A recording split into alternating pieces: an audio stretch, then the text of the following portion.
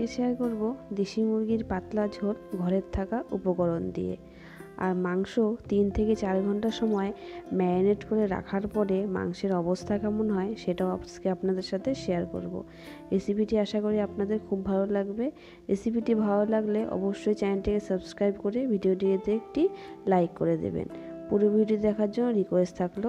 চলুন তাহলে রেসিপিটি শুরু করা যাক। এখানে আমি 3.5 ঘন্টা সময় মাংস ম্যারিনেট করে রেখেছিলাম। এর মধ্যে আমি টমেটো, আদা, রসুন, ধনিয়া, জিরা পেস্ট করে দিয়েছি আর দিয়েছি হলুদ আর লবণ দিয়ে আমি মাংসটাকে ম্যারিনেট করে রেখেছি 3.5 ঘন্টা।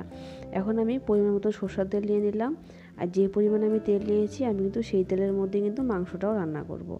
হলুদ আর লবণ দিয়ে তেলটাকে আমি আগে গরম করে নিয়ে এর মধ্যে আমি দিয়ে দিব কেটে রাখা আলুগুলোকে আমি হালকা ব্রাউন করে ভেজে নেব।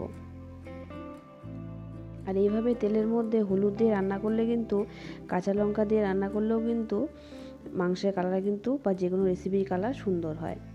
আলু ভাজা হয়ে গেলে ওই আলুটাকে তুলে নিয়ে এখন আমি ওই তেলের মধ্যে ফোড়নে দিয়ে দিব চিনি, গোটা জিরা, গোটা গরম মশলা, তেজপাতা, শুকনো লঙ্কা।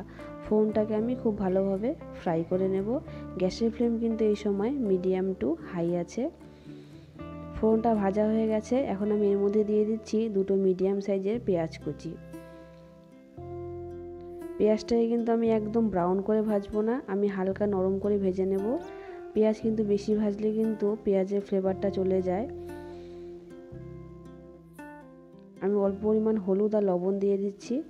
আমি কিন্তু ম্যারিনেশনের সময় কিন্তু হলুদ আর লবণ দিয়ে রেখেছিলাম, তাই আমি এখানে খুব কম ব্যবহার করছি। আর রান্নাটা কিন্তু আমি সম্পূর্ণ কাঁচা লঙ্কাতে করব। কাঁচা লঙ্কা পেস্টও কিন্তু আমি ম্যারিনেশনের সময় দিয়ে দিয়েছিলাম। পেঁয়াজটা কিন্তু আমার ভাজা হয়ে গেছে। এখন আমি ম্যারিনেট করে রাখা মাংসটা দিয়ে দিব। দেখুন 3-3.5 ঘন্টা মাংসটা ম্যারিনেট করে রাখার পরে মাংসটা থেকে কিন্তু তেল ছেড়েছে আর হালকা কিন্তু জলও ছেড়েছে। আর মাংসটা কিন্তু খুব ভালোভাবে মশলাটাকে টেনে নিয়েছে। এইভাবে মাংস রান্না করলে কিন্তু মাংসের টেস্ট কিন্তু ডবল হয়। মাংসটার মধ্যে কিন্তু দেওয়ার মতন আর কিচ্ছু নেই। এখন মাংসটাকে এখন কিন্তু আমি মিডিয়াম টু হাই ফ্লেমে কষাবো যতক্ষণ না মাংসটার থেকে তেল ছেড়ে আসে। এভাবে আমি অনবরত নাড়াচাড়া করতে থাকবো। যে কোনো মাংসই যতক্ষণ সময় ম্যারিনেট করে রাখা যায় মাংসের টেস্ট কিন্তু তত বেশি হয়। সেই ক্ষেত্রে কিন্তু বেশি মশলা না দিলেও কিন্তু মাংসের টেস্ট কিন্তু অনেক হয়। দেখুন মাংসটা থেকে তেল ছেড়ে দিয়েছে, তার মানে কিন্তু মশলাটা কষানো হয়ে গেছে। কিন্তু এই পর্যায়ে কিন্তু আমি এখনই জল দেব না, আমি দিয়ে দিলাম আলুগুলো। এখন আমি আবারও মাংসটাকে কষিয়ে নেব যতক্ষণ না কড়াই থেকে মাংসটা ছেড়ে আসে, ততক্ষণ পর্যায়ে আমি কষাতেই থাকবো। আর মাংস যত বেশি কষানো হবে মাংসের টেস্ট কিন্তু তত বেশি হবে। এভাবে আমি অনবরত নাড়াচাড়া করব। আর এখন কিন্তু গ্যাসের ফ্লেমটাকে আমি হাই করে দিয়েছি। দেখুন মাংসটা থেকে কিন্তু অনেকটা তেল বের হয়ে এসেছে। মশলাটা কিন্তু খুব ভালোভাবে কষানো হয়ে গেছে। আর না কষাতে কিন্তু মাংসটা খুব ভালোভাবে সেদ্ধ হয়ে গেছে। এখন কিন্তু মাংসটা খুব ভালোভাবে কষানো হয়ে গেছে। এর মধ্যে থেকে কিন্তু মশলার জলটা কিন্তু একদম টেনে নিয়েছে এবং যে তেলটা ছিল সেটা কিন্তু মশলার থেকে বের হয়ে এসেছে আর কড়াই থেকে কিন্তু মাংসটা ছেড়ে আসছে। এখন একটু নাড়াচাড়া করে নিয়ে এখন আমি এর মধ্যে দিয়ে দিব কেটে রাখা টমেটো আমি কষানোর পরে এই জন্য দিলাম কারণ পাতে পড়লে খেতে কিন্তু ভালো লাগে। আর শীতকালে টমেটো কিন্তু খুব তাড়াতাড়ি গলে যায়, তাই কষানোর পরে আমি টমেটোটা দিলাম।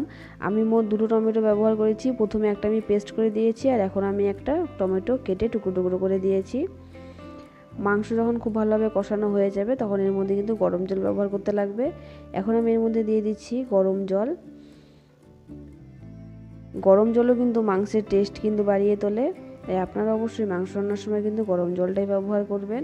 আর জলটা অবশ্যই নিজেদের পরিমাণ মতো বা পছন্দ মতন দেবেন, যেটুকু পরিমাণ গ্রেভি রাখতে চান। মাংসটা কিন্তু আমার একদমই সেদ্ধ হয়ে গেছে, তাই আমি বেশিক্ষণ আর জাল করব না। হাই ফ্লেমে আমি ফুটিয়ে নিলে কিন্তু মাংসটা তৈরি হয়ে যাবে।